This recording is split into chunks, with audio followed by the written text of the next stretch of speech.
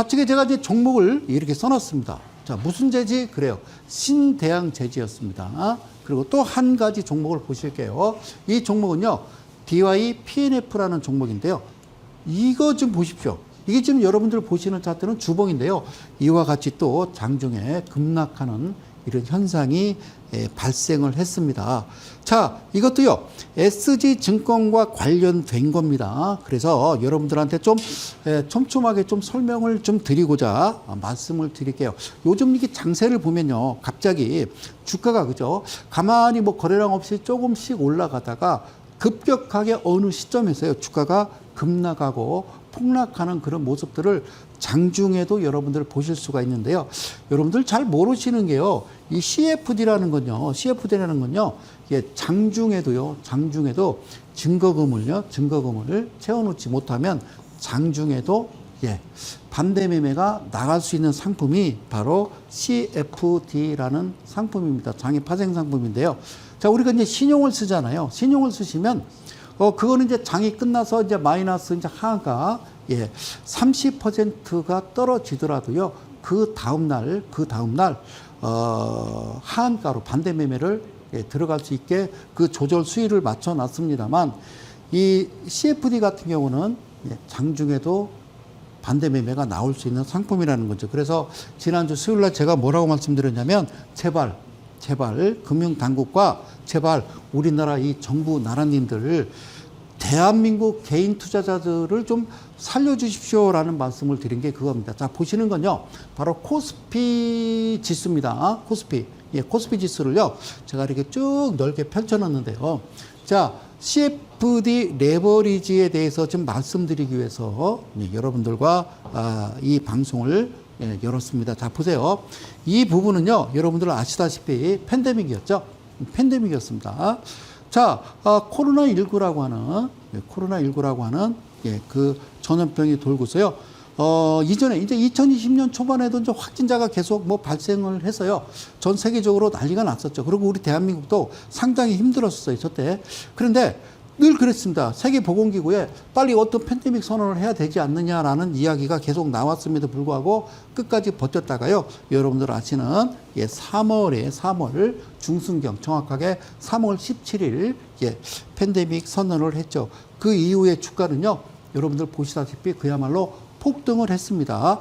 자, 이데리 TV의 제 방송의 내용을요, 한번 되돌아가 보시면 특이한 게 있어요. 제가 3월 17일 날 수요일인가요? 그때요. 자, 오늘부로 마지막 방송이고요. 당분간 제가 방송 좀 잠깐 쉬도록 하겠습니다. 라고 했던 부분이 이 부분이 되겠죠. 왜? 그렇죠. 이렇게 장이 이런 의미로 주가가 급등을 하는데, 여기서 뭔가 저는 이델리온에서 좀 리딩이 꼭 필요했기 때문에 관리 차원에서 잠깐 멈췄었죠. 자, 여기서 보시면요, 팬데믹 이후에 2020년 그리고 2021년, 그리고 여기서 보시면요, 6월 달이고 실제적으로 한 7월에서 한 8월 그 이후로 주가가 급락을 했죠. 그리고 이제 최근에 2023년 들어서는요, 그죠? 2023년 들어서는 일단 밑점이 점점 높아지는 우상향, 그리고 추세 자체가 그죠? 고점과 고점을요 연결한 선에서 그죠? 우상향으로 골든 크로스하는 그런 모습, 추세는 상향 추세로 돌아섰기 때문에 제가 다시 3개월 잠시 쉬었다가 여러분들을 찾아뵙게 된 겁니다. 그런데 최근에 일어났던 바로 SG 사태 때문에 차트가 기존의 이 흐름대로 가지 아니하고 좀 많이 차트가 깨졌던 그런 모습이 있었죠. 자, 그러면 제가 이 모습을 왜 보여드리냐? 간단합니다. 도대체 이 사건 어떻게 된 건가? 바로 이 CFD 레버리지 이 사건을 멈추고 이런 일이 다시는 발생하지 않게 하려면 간단하죠. 자, 화면 보실게요. 저는 금융당국에 꼭 부탁드리고 싶은 게 이겁니다. 자, 기존에는 말이에요. 그러니까 이 팬데믹 발생하기 이전에 이걸 바꿔놨습니다. 이 방송을 시청하시는 우리 이델리 가족 여러분, 여러분들도 되게 한 5천만 원 이상 가지고 주식하시는 분들 HTS를 딱 여는 순간 팝업 창이 떴을 겁니다. 전문 투자자 신청하라고 여러분들 많이 보셨을 겁니다. 이게 이 얘기입니다. 자, 기존에 예, 금융투자 계좌. 그러니까 너 주식한 지 얼마나 됐니? 예, 1년 됐는데요. 오케이 그 얘기입니다. 그리고 야, 너 얼마 가지고 주식하니? 이렇게 제가 쉽게 표현을 할게요. 예, 5억 원 가지고 합니다. 5억 원 이상 가지고 합니다. 응, 됐어. 그리고 너 1년에 또 얼마나 벌어? 한 1억 원은 벌어요. 그래? 너 집 있냐? 예, 너 재산은 얼마나 되니? 그랬더니 뭐 아파트 한 채 있어요. 예, 서울에 아파트 한 채 있으니까 한 10억 갈 거예요. 이런 분들만 우리는 전문 투자자라고 그랬습니다. 자, 전문 투자자. 여기서 제가 전문이라는 말을 쓸게요. 주식 시장에서요, 전문 투자자라고 하는 것은, 전문은 이 주식이든 뭐든 대한민국에 팔고 있는, 판매되고 있는 어떤 파생 상품이나 어떤 펀드나 지금 증권회사나 은행에서 판매되고 있는 모든 상품을 꿰뚫어야 되고요. 주식도요, 진짜 이 전문 투자자라는 거는 거기에 대한 어떤 실전 경험이라든가 풍부한 지식을 가지고 있는 사람을 우리는 전문 투자자라고 이야기를 하는 겁니다. 아시겠죠? 그런데 일단 기존에 야, 너 주식한 지 1년 됐고 5억 원 이상 가지고 있으며 아파트 한 채 있어 그러면 너는 전문 투자자야 해. 이거는 아니라는 거죠. 그래서 물론 이제 법이 이렇게 돼 있으니까 전 세계적으로 똑같아요. 이 상품은. 그래서 저는 전문 투자라는 말을 쓰면 안 된다는 거죠. 그죠? 전문 투자자는 그냥 1년 됐고 5억 이상 하고 뭐 재산이 10억 있다라고 그래서 전문 투자자라는 이런 용어를 써서는 안 되죠. 완화됐죠. 어떻게 완화됐냐면요. 이렇게 바뀐 겁니다. 그래서 지금 현 정부와 당정이 지금 뭐 싸매고 골머리 쓰지 마시고 간단한 건요. 이거를요, 원상복구 해 놓으시면 됩니다. 자, 이분들만 매매하게 하고, 이분들은요, 개인 투자자예요. 이분들은 하지 않게 하면 되는 겁니다. 자, 어떻게 완화됐느냐? 금융투자 계좌 1년 이상 했니? 예. 그리고, 야, 얼마 가지고 주식하니? 저 5천만 원 갖고 하는데, 오케이, 됐어. 자, 1년에 너 얼마나 버냐? 예, 1억 원 또는, 자, 1억 5천. 이 1억 5천은 뭐예요? 그러니까 서울에서 그 월세 보증금 정도만 있으면 돼. 이런 얘기입니다. 쉽게 표현하면. 그래서 지금 보시는 이 자료는 무려 한 1년 반 전에 우리 홍성국 더불어민주당 의원님실에서 금융감독원으로부터 자료를 받아서 그때 기사화했던 바로 예, 한국경제TV 뉴스에 나왔던 내용을 제가 찾아서 여러분들한테 어떻게 하면 이 부분에 대해서 설명을 쉽게 할까 해서 준비했던 겁니다. 알겠죠? 자, 그러면 CFD 레버리지 구조가 어떻게 되냐면요. 처음에는 이거였습니다. 그죠? 10% 증거금입니다. 10% 증거금. 그러니까 내가 1억만 가지고 있으면 얼마를 투자할 수 있어요? 10억을 투자할 수 있는 겁니다. 10억. 자, 10억에서요. 우와, 10% 수익이 났어요. 10% 수익이 났으면, 자, 10억에서 10% 수익이 나면, 자, 어떻게 되는 겁니까? 1억이? 2억 되는 겁니다. 2억. 그렇죠? 2억 되는 거죠. 근데 반대로 내가, 레버리지 써서요. 1억 가지고 10억 투자했는데 마이너스 10% 되면요. 이거는 날아가는 거죠. 이거는 날아가는 거예요. 그러면, 자, 10%가 아니라 12% 수익, 손실 났다라고 하면요.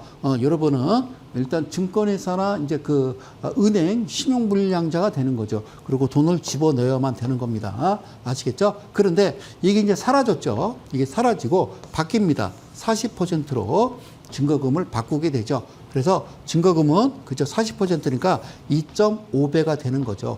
2.5배가 되는 거죠. 자, 무슨 말씀인지 아시겠죠? 그러니까 40%는 뭘 뜻하는 거예요? 40%는 그러니까 4만 원을 뜻하는 거죠. 예, 4만 원을 뜻하는 건데 얼마를 그러니까 6만 원을 더 대주는 거예요. 6만 원을. 예, 6만 원을 더 대줘서 그죠? 예, 6만 원을 더 대주는 거죠. 그래서 60%니까. 그러니까 이 4만 원의 증거금을 가지고 한 16,000원 정도 손실이 나면요. 바로 그 밑으로 떨어지면 반대 매매 나가는데 이 부분이 잘 아셔야 될 게 이거는 장중에도 반대 매매가 나가는 회계망측한 상품이고요.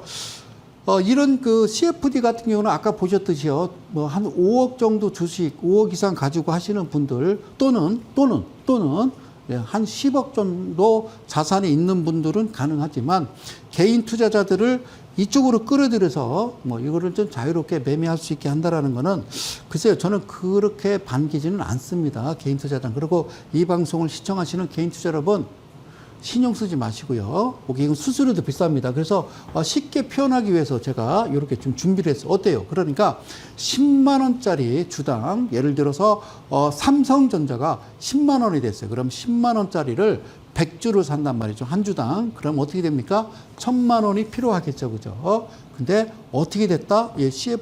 CFD 레버리지를 이용하면 전에는 증거금 10%만 넣는 거예요. 그러니까 삼성전자를 10만 원에 사는 게 아니라 만 원에 사는 겁니다. 그래서 100주는 얼마가 필요해요? 100만 원. 100만 원.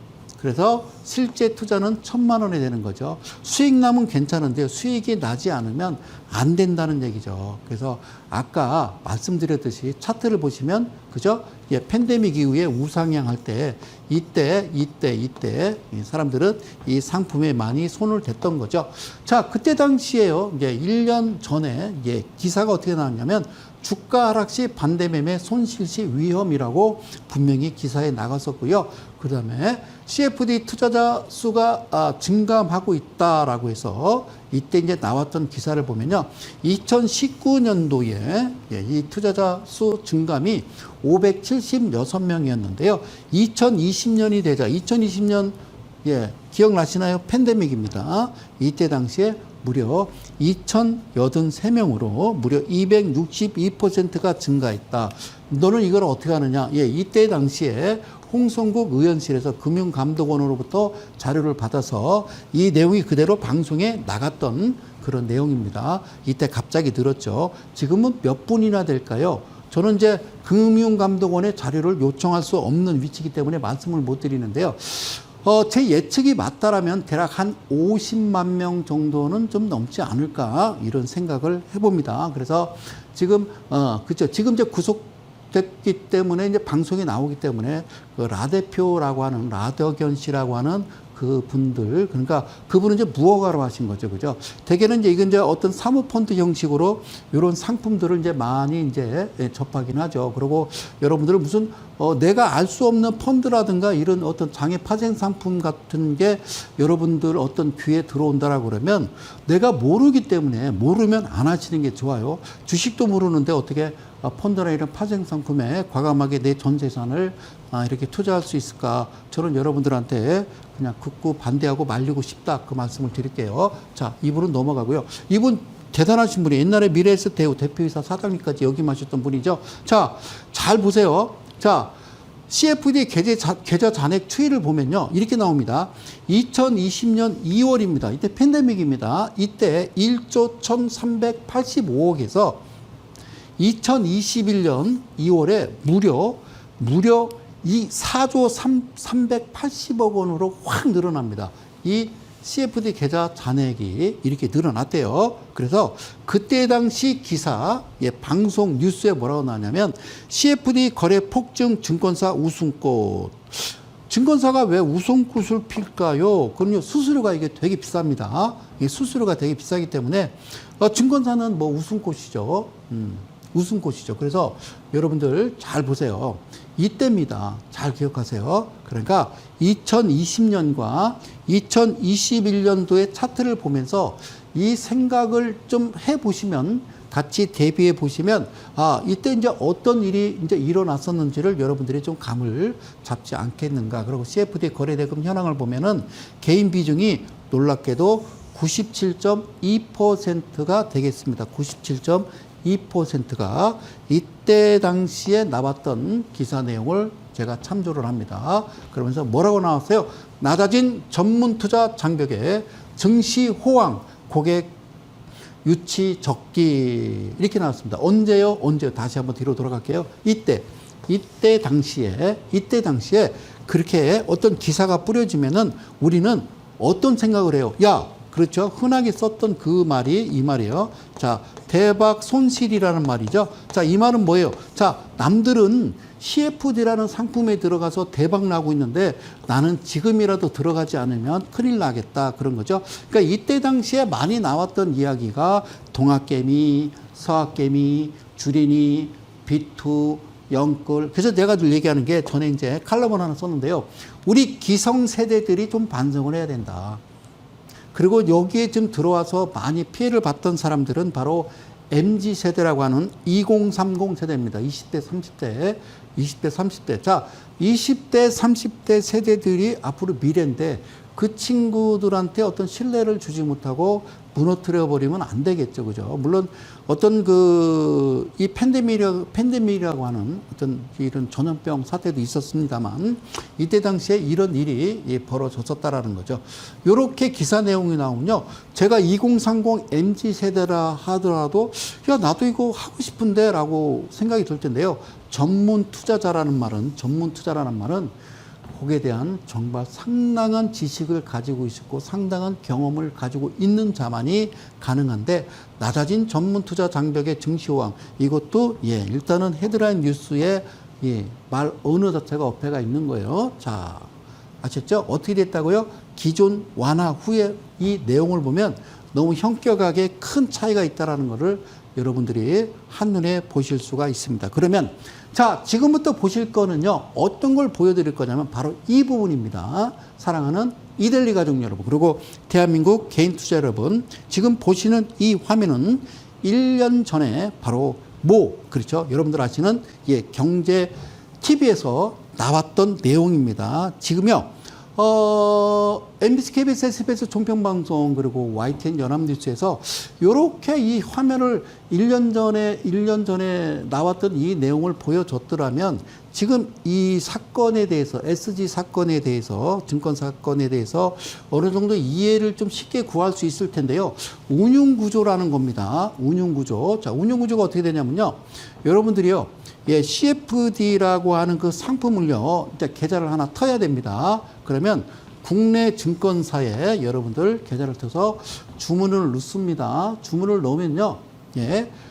그러니까 증권사가 웃음꽃이 필 수밖에 없는 건요. 이거를 그대로 전달을 하죠. 그래서 이번에 이제 요게 이제 바로 SG 증권이 되겠죠. SG 증권. 그리고 이제 주로 이제 매도가 나온 거는 이제 바로 증권사는 지금 키움증권에서 지금 많이 나왔고요. 자, 국내 증권사는 대개 이렇게요. 이제 거래 중개만 해서 수수료만 수수료만 받는 거죠. 근데 이거 하지 않는 증권회사는요, 삼성증권은 이거 안 합니다. 삼성증권은 직접 자체적으로 운영을 하죠. 이렇게 해외 증권사에 넘기지는 않습니다. 그래서 여기서 운용을 해요. 그러면요, 여기서 한 가지 웃기는 게 뭐냐면요, 여기에 옆에 누가 있냐면요, 이게 있습니다. 한국거래소가 있어요. 한국거래소.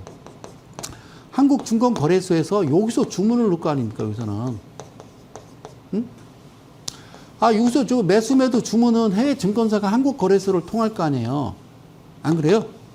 그러니까 원래는 증권사가 여러분들이 A라는 종목을 예를 들어서 증권 HTS를 아니면 모바일로 매매를 하게 되면은 어디로 가요? 바로 이 한국거래소를 통해서 다시 이 서버로 갔다가 여러분들 컴퓨터로 가는 거잖아요. 그죠? 걸리는 시간은 일주가 채 안 걸립니다만. 그러니까 해외 증권사 자체도 한국거래소와 운영을 하는 거고요. 그 다음에 이분들이 이제 레버리지를 쓰면 뭐라고 그랬어요?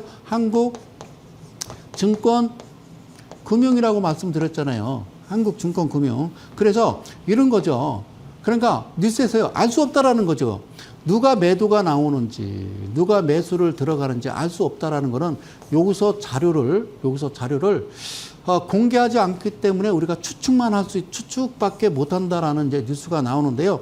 자, 이번 사건은 좀 사회적으로 문제가 될 수도 있는 거고요. 사회적으로 문제가 돼서 전체적인 우리나라 코스피, 코스닥 지수가 한 3주째 무너졌기 때문에 이거는 진짜 어떤 큰 게이트로 발전될 수 있다라고 생각이 되어진다라면 간단하죠. 필요한 건요. 물론 SG증권이 잘못됐다는 건 아닙니다. 여기서 어떤 범죄 혐의가 있어가지고 문제가 되는 것보다는 일단은요, 이쪽에, 그러니까 제가 어떤 수사기관이라고 하면은 저는 여기 압수수색 들어갈 것 같고요. 그리고 일단 키움에서 문제가 많이 나오면 자료를 받아야 되니까, 아니, 자료를 보내주세요 해도 되고요. 그렇지 않을 경우는 여기야 이 부분, 그리고 여기서 이제 거래를 했던 거는 한국거래소예요. 한국거래소입니다. 한국거래소에 자료가 다 남아있으니까 어떻게 이루어지고 어떻게 지금 우리가 봤던 8개 종목이 대주주들이 어떻게 1,600억, 500억씩 팔았으며 주가 떨어질 때 반대 매매가 어떻게 나왔으며 실장중에도 이거는 레버리지, 그러니까 증거금을 채워넣지 못하면 장중에 주가가 반대 매매 나오는 이 상품을 어떻게 모를 수 있다라는 겁니까? 그러니까 이 실제적인 실체를 정확하게 파악을 해서 개인 투자자들이 다시는 이런 데 휩쓸리지 않아야 된다. 개인 투자자들은 손해본 거 없잖아요. 아니잖아요. 3주째 주가가 계속 무너졌다가 최근 들어서 바로 오늘 그리고 어제 그저 그나마 월요일은 장이 좋지 않았고요. 이틀간 잠깐 거래량이 없습니다만 주가가 그나마 좀 반등을 줬기 때문에 약간 숨을 쉬었을 뿐이지 아까 보셨듯이 신대양 제재부터 또 두 종목이 그렇게 급락을 줬단 말입니다. 그래서 드리고 싶은 얘기는 이 완화된 부분을 다시 원상복구하셔야 됩니다. 개인 투자들 몇 천만 원 가지고 주식하고 내 월세 보증금 1억 5천 있는 거에 압류가 들어가거나 그러면 안 되죠. 그죠? 그래서 지금 이 사건으로 인해서 지금 벌어진 1,500명 가량의 지금 나오는 정보는 지금 파산 신청하는 분들도 많이 계시다 이런 얘기를 들었습니다. 그리고 감히 대한민국에서 이런 일이 벌어져서는 안 된다라는 거죠.